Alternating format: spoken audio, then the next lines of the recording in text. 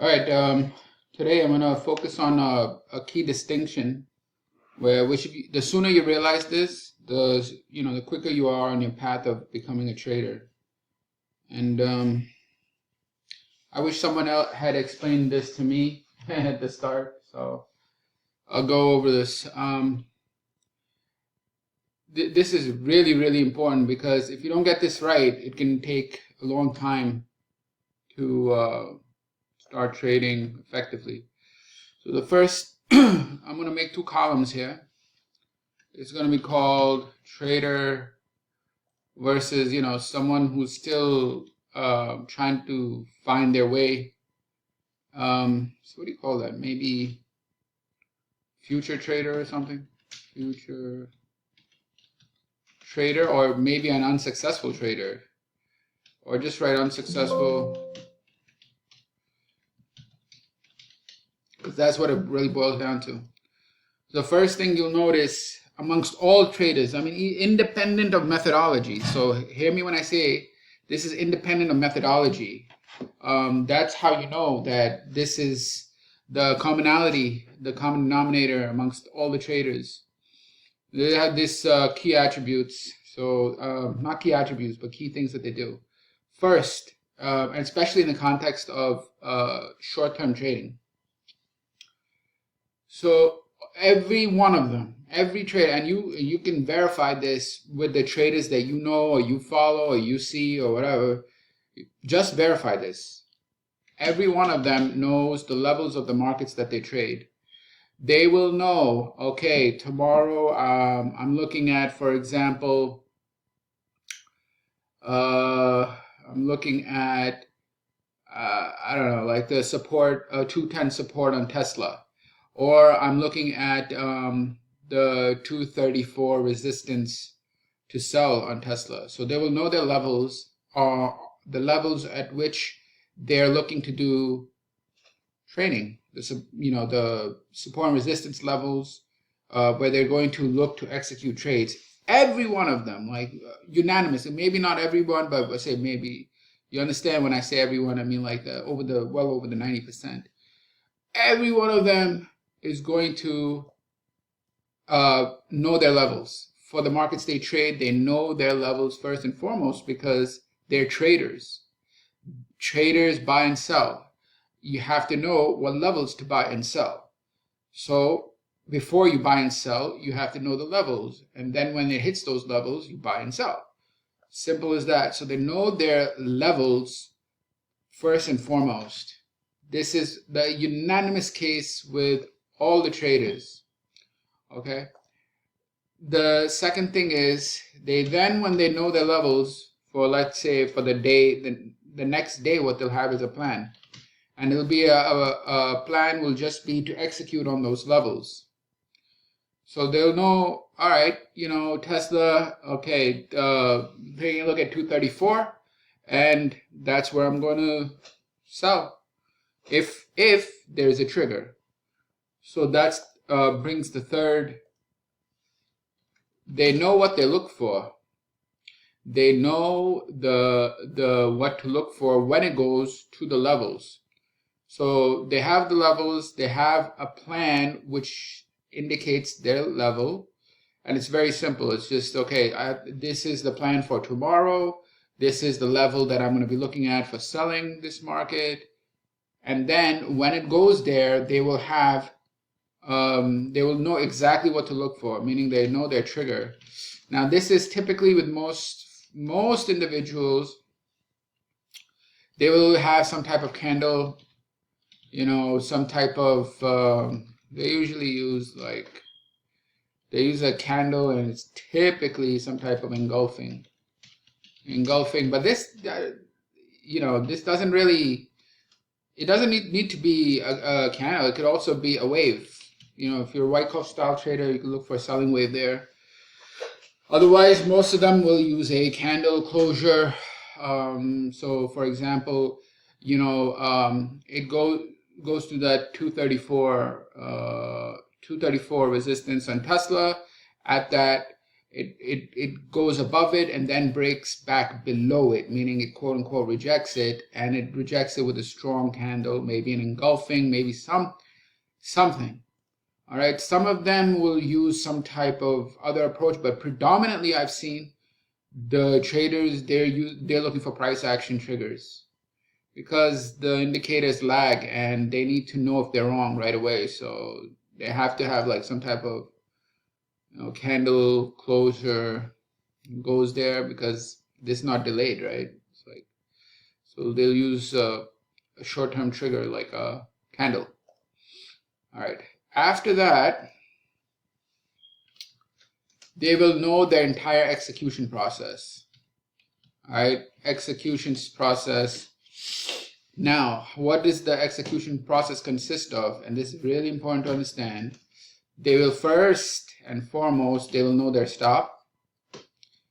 Then they will know their the count of the risk, meaning their risk, right? Like how they count the risk, and they know the risk.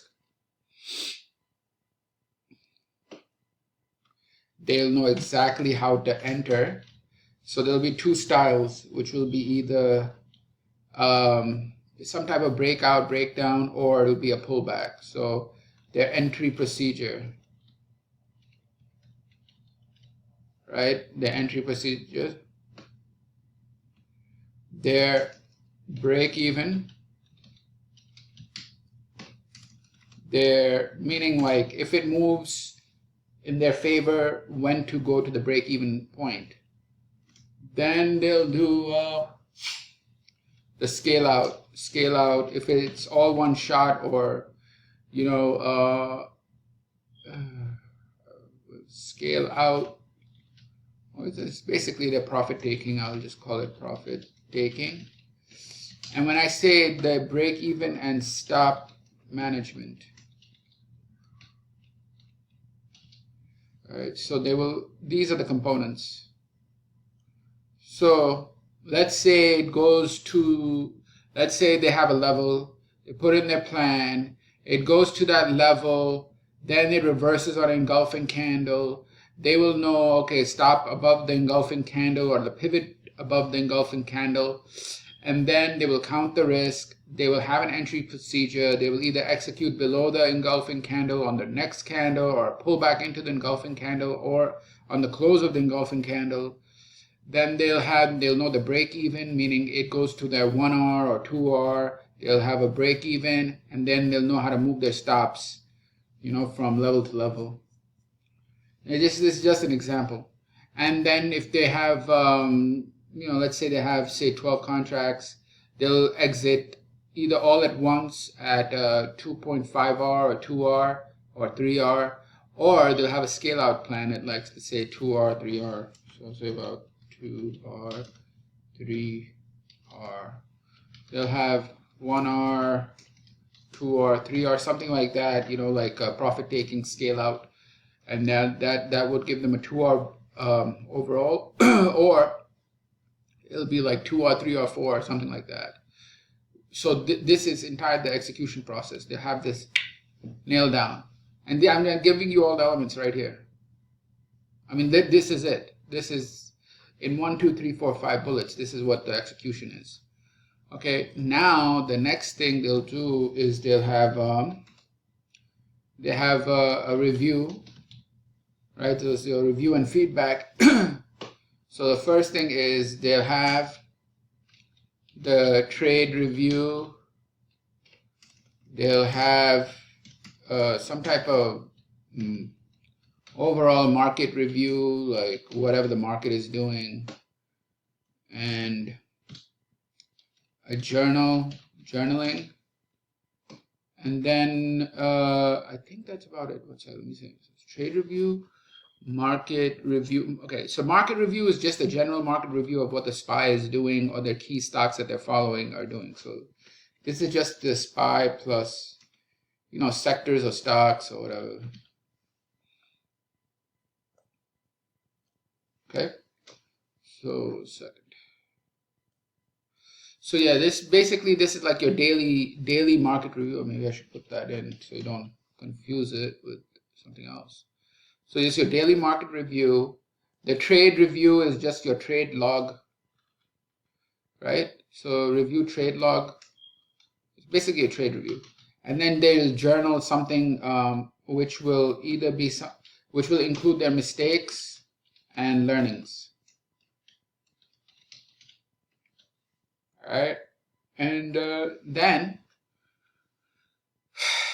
what happens after that? It basically goes back to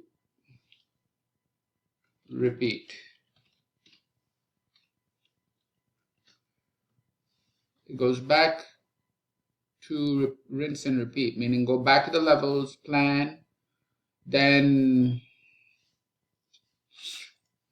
plan is basically where to buy, sell, levels to buy.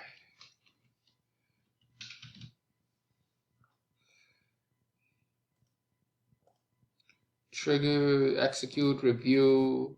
Yeah, basically it's your trade review, your daily market review of SPY and spiky stocks, and then there's some journaling, and then back to repeating level, blah blah blah. This is, and don't take my word for it.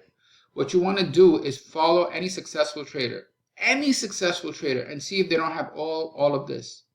This is what they do. 1, 2, 3, 4, 5, 6. This is the blueprint of any, and I would say all successful traders have this blueprint. Okay. Now I'm going to go to the unsuccessful trader. They don't know the levels. They don't know the levels, but they might know behavior. They might know price volume behavior. So they'll know, okay, on this chart, okay, there was a breakout.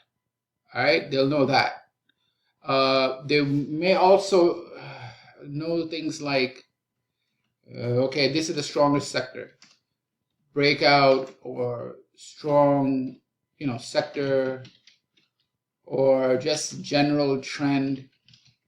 Right, so they will not know the levels, but they probably will know price volume behavior and probably some type of context. All right, they will know context. Okay, so they'll know, okay, there was a breakout on Apple, say on Friday. They'll know that. They'll know that the SPY is in an uptrend or a downtrend, and they'll know that, okay, this might be the strongest sector. You're gonna notice that their focus is on analysis. Their focus is somehow their focus is on certain elements of analysis. So I'm going to put that. That's what I'm seeing across the board. This is focused. Focus. Don't know levels, and they have analysis focus. Price volume behavior. Okay. In Wyckoff, what they might do is say, okay, this is the, that schematic or climax. This is secondary test. This is this. They'll start labeling things. All right, in Elliott wave, they'll do, okay, this is wave 3, this is wave 1, this is the ABC. It'll be analysis focused. In indicator, they will say, oh, we're overbought here or we're oversold here. If they're coming from a pattern-based background, they'll say there's a bull flag developing or a bear flag developing or a wedge developing. But this is what their focus is going to be. Predominantly, you will see this. And you will especially see this amongst a lot of key analysts that folks follow on Twitter and all that, Twitter or Instagram or whatever. This is the big no-no. I mean, yes, you have to know some methodology, but if it's not in the context of levels, it's totally useless. It's totally useless unless it's in the context of levels, because in order to trade, you have to know the levels at which you'll trade. So this is trading focused, and here on the unsuccessful side is analysis focused. But you need to combine the two. Understand? It makes no benefit for you to say that the moving averages are uptrending if you can't execute on the trade. But they'll know that there's a death cross and all that. So this is the analysis focus, and the traders trading focus. That's why they're hell bent on knowing the levels, because that's where they're going to trade.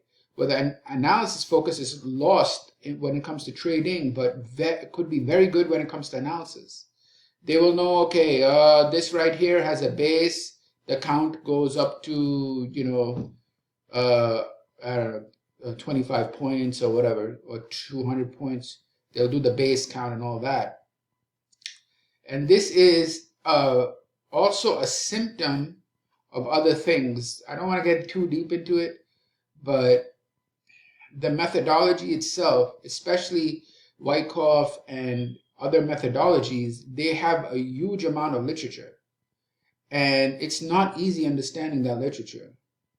So when you have that knowledge and more knowledge and more knowledge, it can, and you're striving to get that knowledge about how to do counts on bases, how to read price volume action on the daily chart, and then combine it with the hourly chart, and combine it then on the 5-minute chart, and then trying to read the wave volume, and then trying to add time and price components.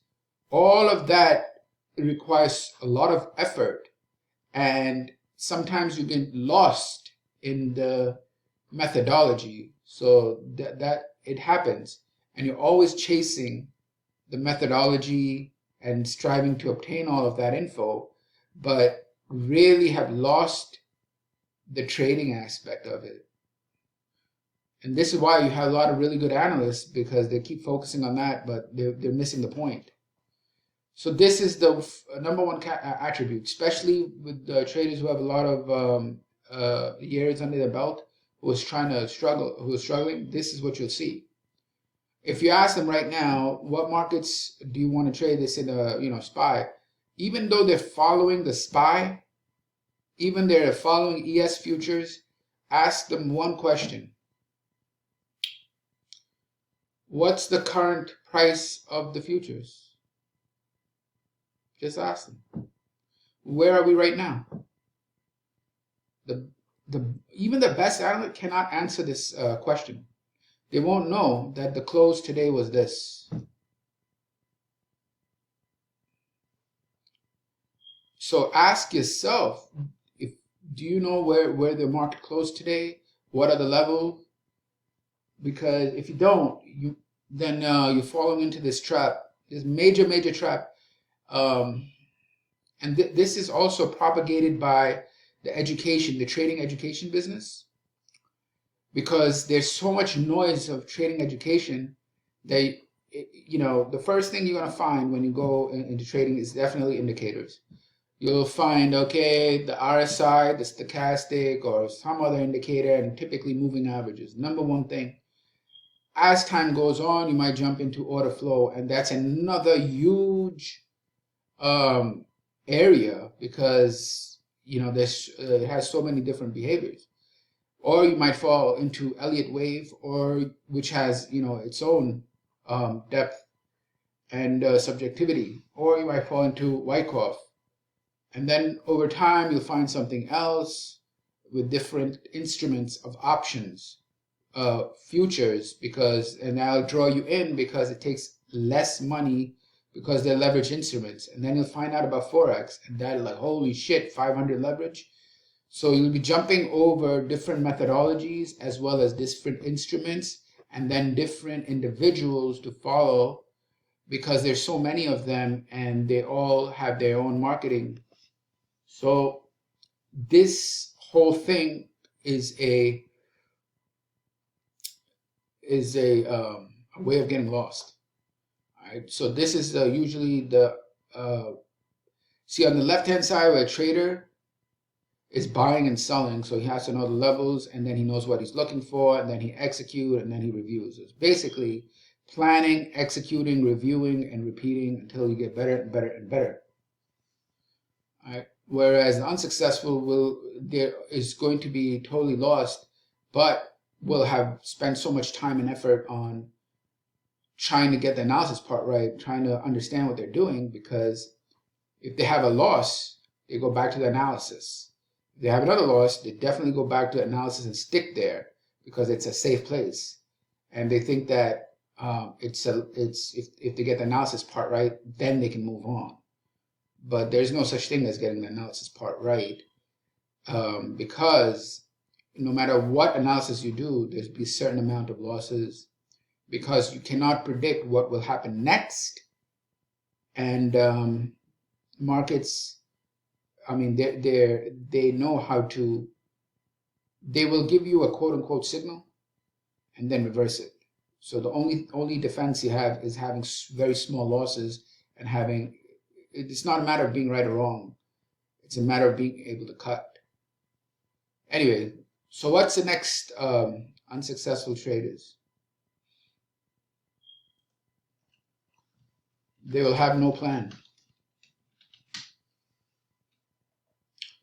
They will have no plan. And if you ask them about a plan, literally, it's oversimplified. A lot of times it's oversimplified. They think it's just entry and exit. It's just entry, stop, exit. Like, okay, or it can be overcomplicated. But from what I've seen, it's usually the first one, meaning there is no plan. There is no plan. And not even knowing what goes into the plan. They don't understand what goes into the plan. So there's easily what you'll see is the plan is either non-existent, or what goes into the plan, there's a lot of confusion about that. And it could be a very oversimplified plan, meaning it could be something like,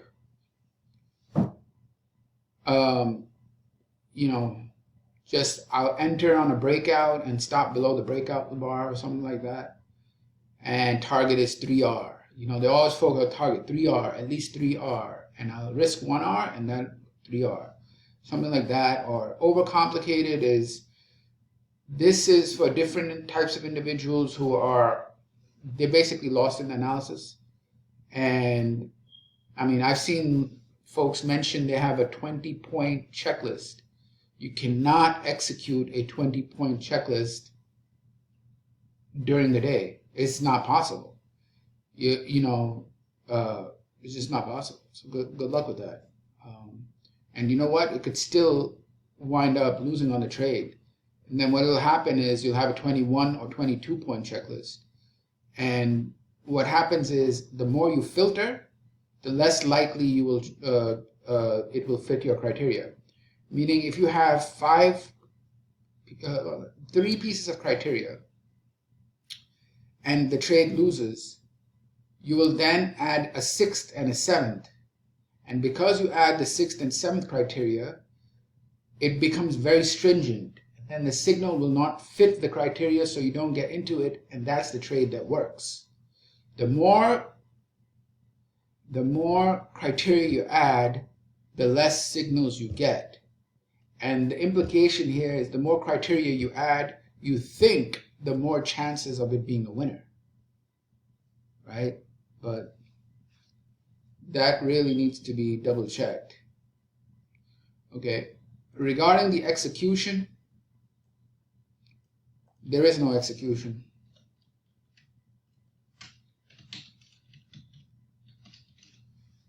And what's worse is No paper trading.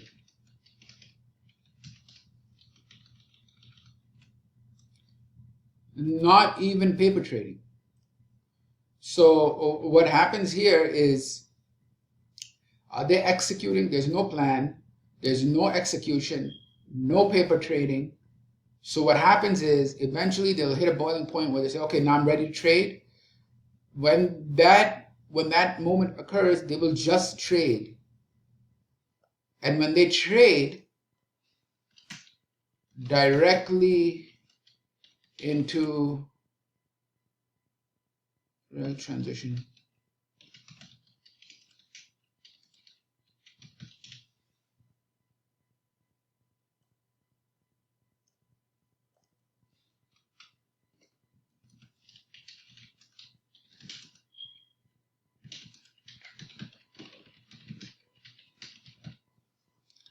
right? There's no either there's no execution, no paper trading, or they will execute, or they will just start executing, directly transition into trading without a plan and even a paper trading track record. So what do you think is going to be the outcome? The outcome will be unsuccessful.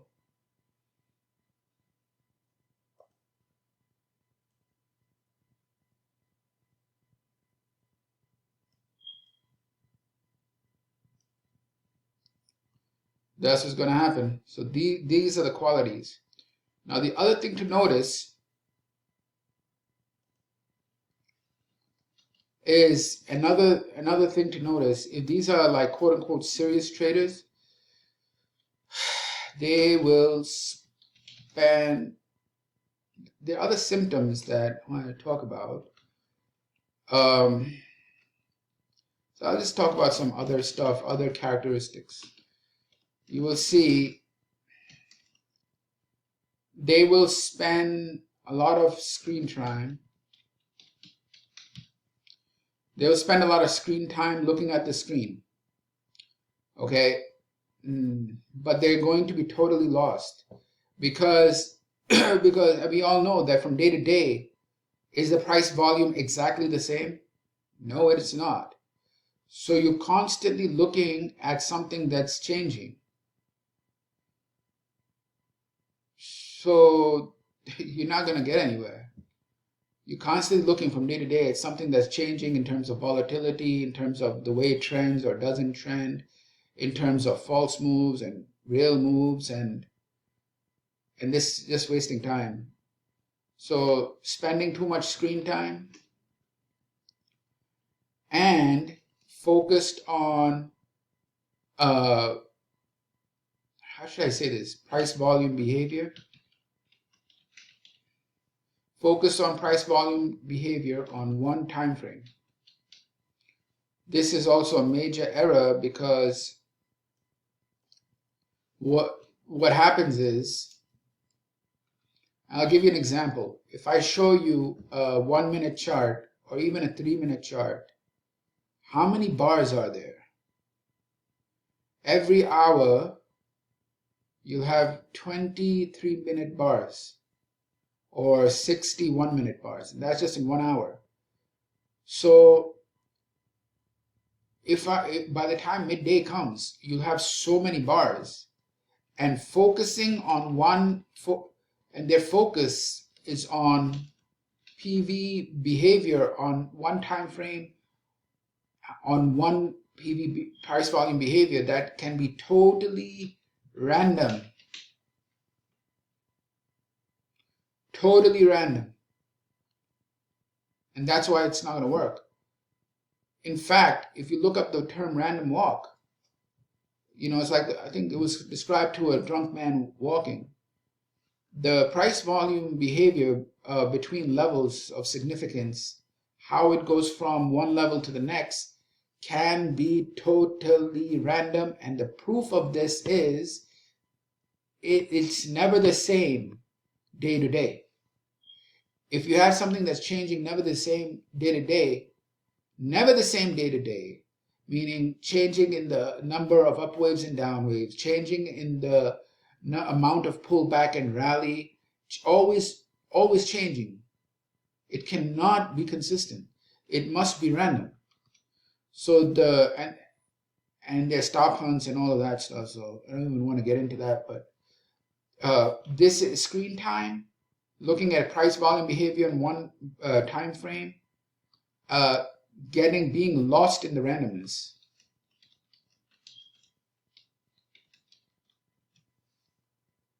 Okay, this happens, and this you'll also see with folks who are trading one market.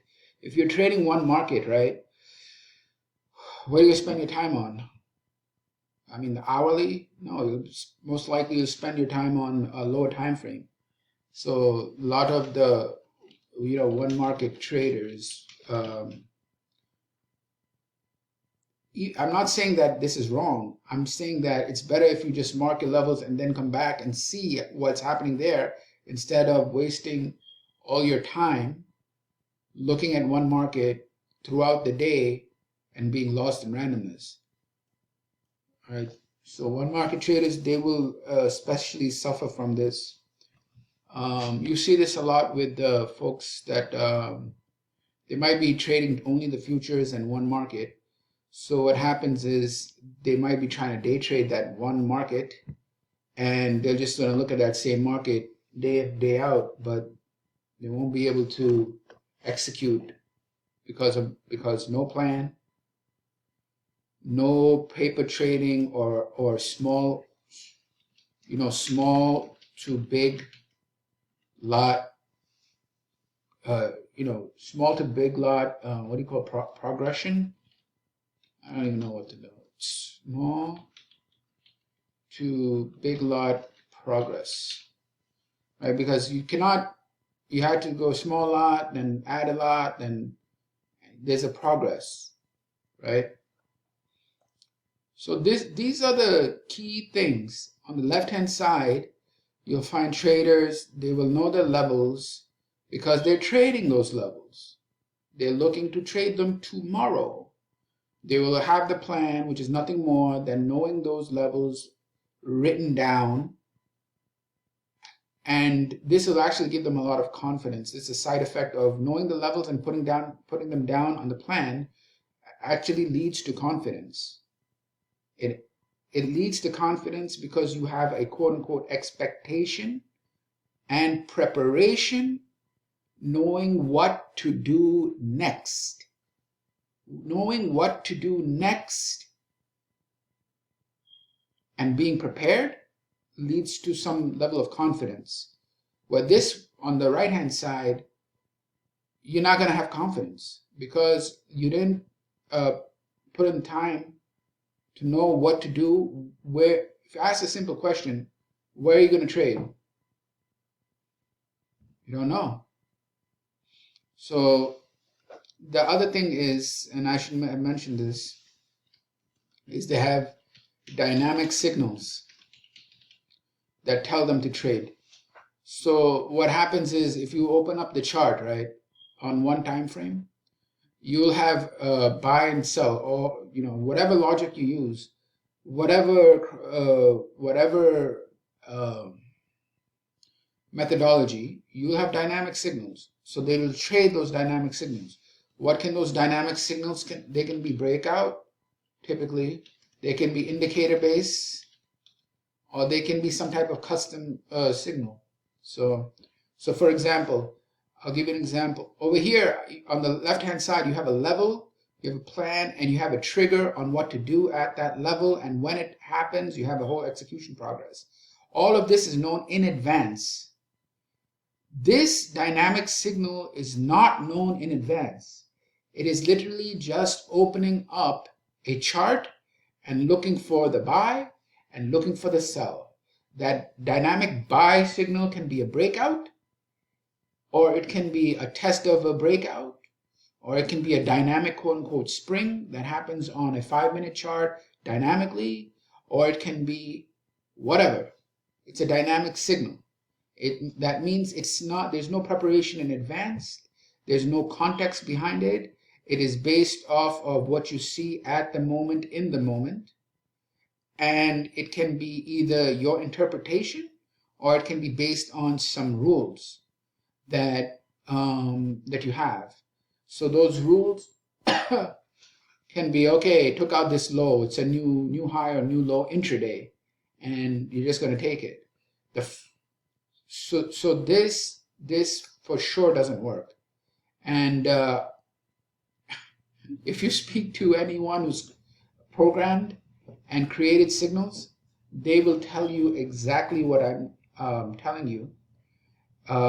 Because after trying like tens and even hundreds of signals, they will tell you that there is a dynamic nature to them, and there is not only a probabilistic nature to them, but overall, I don't believe that it can lead to profitability. It cannot lead to profitability. It just doesn't.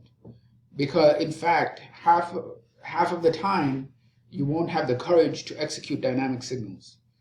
There's too much fear in the dynamic signals because there was no in advance preparation. It just happened dynamically. Are you going to take it, yes or no? Are you going to take it, yes or no? Are you going to take it, yes or no? And once you have one or two losses, the third one you're not going to take because of the pain from the prior one or two losses. And that leads to change in signal or adding additional criteria to the signal. And that has its own issues because adding those criteria will make you miss a lot of the good trades, even though it makes you miss the bad trades. So this is the problem. So this dynamic signal on one time frame based on programming and based on what is it on buy sell signal, right? This is a recipe for disaster. And I'll tell you the real reason is because these dynamic signals, they can occur anywhere on the chart. If they can occur anywhere on the chart, they can occur anywhere between the levels. And because they occur anywhere in the chart and including between the levels, including on different times of the day, during lunch, during end of the market or beginning of the market, where volatility expands and volume expands and then contracts. Because of that, there's such a high degree of randomness. They're doomed to not work because they're part of the random walk, And it doesn't matter like how much effort or how much knowledge or how much insight you have, whether you're a floor trader or all that shit, because it's still a random walk, all right? And in that middle of the trading range, or when things slow down and the volume decreases, all of these additional factors will come into play. And then on top of it, you already know it's random because it will show you day in day out. So this will not work. The dynamic signals approach does not work, meaning buy sell based on computer logic intraday will not work, especially if it's only based on price volume behavior at the time for that market at any time. If it's just based on price volume behavior at any time, will definitely not work. And if you don't believe me, just try it and you see it. But having done many signals, I tell you that there is a way to have them work, and just taking them dynamically is not going to work. There's always a certain amount of preparation and judgment, and that needs to be applied. If you just click the buy sell button, not only is it extremely easy, but it's like a, how should I say? It's like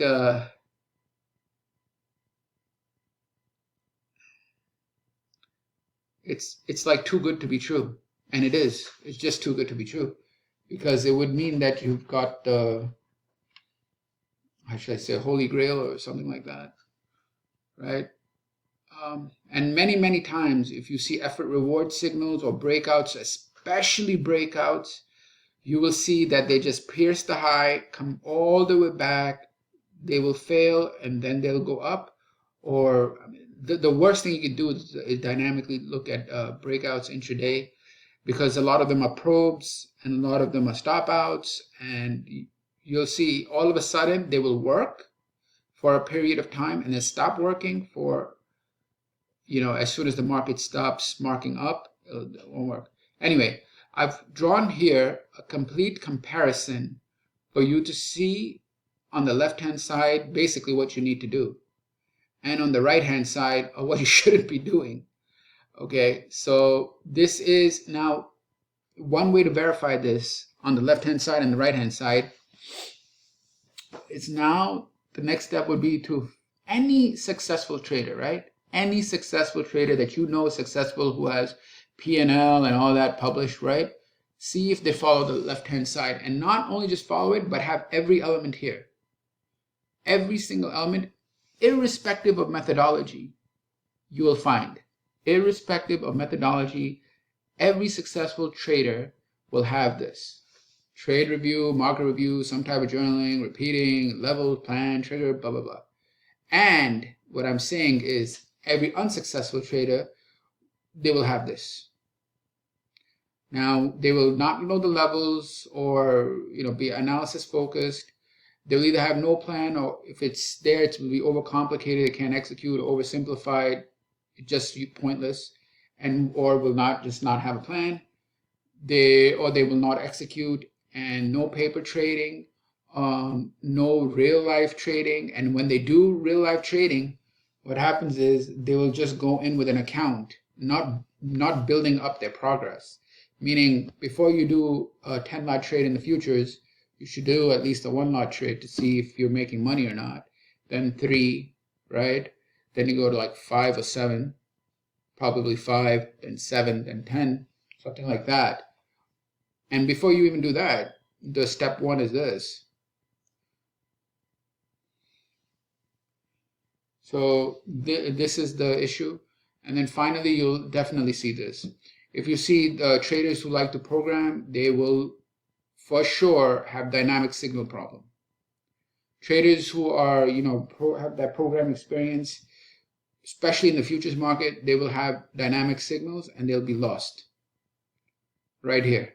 And they'll constantly work on refining the signals or jumping the signal from another signal, adding more filters to the signal, removing them from the signal, adding them again. They'll be lost here.